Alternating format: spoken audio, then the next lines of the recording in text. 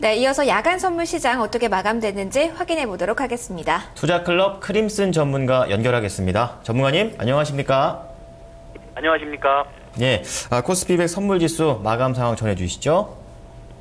네, 일단 저번 주 금요일이겠죠. 그래서 새해 들어서 저번 주 금요일 역시 상승을 계속 유지를 한 그러한 그 장이 펼쳐졌습니다. 그래서 저번 주 금요일 날 마감이 된 그 토요일 새벽이겠죠. 일단 마감은 268.8 포인트로 마감을 했습니다. 그래서 위아래 선물 고점 저점은 역시 1.45 포인트 이 간격으로 이 형성이 됐습니다. 그 많은 분들이 이제 생각을 하실 때 이제 뭐 스윙 이제 오버죠. 오버를 하시는 경우에도 많이 보시면 보통 뭐 전일 기준을 많이 보시는데 사실은 전일 기준은 이 파생 매매하시는 분들에게 사실 무의미합니다. 왜냐하면 일단 첫 번째로는 오버나이트를 가급적 안 하시는 게 좋다라는 거죠. 그리고 이제 이 데이 매매만 하시는 경우에도 마찬가지입니다만 일단 가장 중요한 거는 이 시가가 어디에서 열리느냐입니다. 그래서 보통 갭 런이라든가 갭 상승, 이제 갭 상승이나 갭 하락으로 이른바 이 갭 런으로 어떤 정신적으로 이제 많이들 이 부담을 많이 가지고 장에 임하시는데 사실 그러실 필요가 전혀 없다라는 겁니다. 어차피 오늘의 해는 오늘 뜬다라는 거죠. 그래서 이 새로 아침에 열리는 시가, 바로 이 주간장이겠죠. 아침에 열리는 시가, 야간장 6시부터 열리는 이 바로 시가부터 움직이는 것이기 때문에 사실은 그런 어떤 심리적인 부분으로 이 갭 런 부분에서 사실 이 심리적으로 동요가 되시면 안 된다는 얘기입니다. 그래서 이 시가부터 어차피 새로 시작하는 것이기 때문에 기준은 무조건 전일장 기준이 아닌 당일날 바로 그때 당시 열리는 시가 기준으로 매매를 보시면 되겠습니다. 일단 그 주간장의 이 주간장은 상승 대비에 좀 다소 큰 폭으로 갭 하락을 시작을 하면서 갭을 메꾸는 종국에는 268.8까지 그 저점은 267.4까지부터 시작해서 268.8까지 갭을 메꾸는 이러한 모양새로 장이 전개가 되었습니다. 자, 오늘 고점을 보겠습니다. 이제 금요일 장 마감 고점을 보시면요.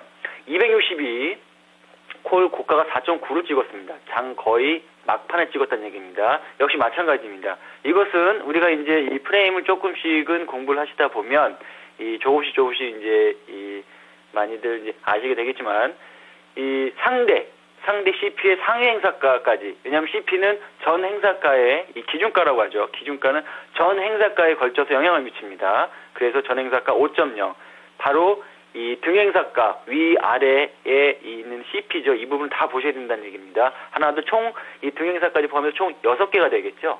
이 6개의 가격은 항상 눈여겨봐두시고 있다가 이 고점 저점을 찍을 때 바로 이 활용을 하시면 되겠습니다. 자, 역시 마찬가지입니다. 오늘 야간장 저녁 6시부터 야간장이 펼쳐지겠는데요. 2.43하고 3.7 부분이 이 장 중에 중요한 전행사가 전 옵션을 통해서 2.43과 3.7이 중요한 이 옵션의 이 고점, 저점의 역할을 할 것입니다. 그 부근에 왔다라고 하고 어느 정도 이 평균 정도의 진폭이 왔다라고 했었을 때에는 이쯤이면은 거의 고점, 저점 거의 다 왔구나라고 이렇게 판단하시면 되겠습니다. 그 전에 진입을 하셨다면 그 지점에서 청산 유지가 되겠죠. 일단 오늘 주간장 부분을 먼저 잘 보셔야겠습니다. 주간장의 이 결과에 따라서 야간장도 당연히 영향을 미치기 때문에 그렇습니다. 일단 주간장 부분은 1차 저항대가 269대가 될 것입니다. 아마. 그래서 저번 주 금요일날 주간장 마무리될 때쯤에 아마 금요일날 야간 매매는 269 쳤었을 때 계속 매도 포인트로 이 장을 바라보시는 게 좋다라고 말씀드렸었습니다. 그 이유는 269가 이 중요한 저항점이 될 것입니다. 주간장도 마찬가지입니다.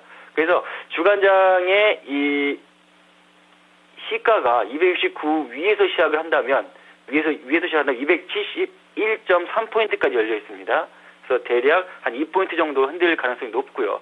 만약에 주간장 시가가 269 아래에서 시작을 한다면 아마 269를 저항점으로 해서 이 손절폭을 잡고 매도 방향으로 이 포커스를 보시는 게 좋을 것 같습니다.